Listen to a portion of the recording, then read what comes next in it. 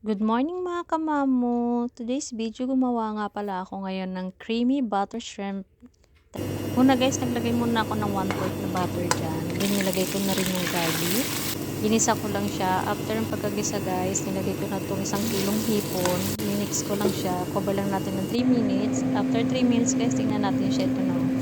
Nag-iba na yung color niya. It's been okay na siya. Titimpa na natin ito na mapapalasa na gusto nyo. Depende po sa inyo guys. Then naglagay po ako dito ng 2 spoon po na mayonnaise para mas creamy po siya. Then after nyan guys, lalagyan lang po natin siya ng Nestle cream. 1/4 na po nilagay ko dyan guys. Half lang po ng Nestle cream ang nilagay ko. Then you check nyo po. Haluin lang po natin siya hanggang sa mag-mix. After po natin siyang haluin, lagyan po natin siya ng gatas. Yan, lagyan po siya ng fresh milk. Mga 1/4 lang po. Then nag-press lang po ako ng kalahating lemon dyan. Cover lang po natin at few minutes. Yan, check na po natin. May i-add po ako dyan na cheese para po mas creamy talaga siya. Yan, konting cheese lang po nilagay ko dyan. After few seconds, okay na po siya.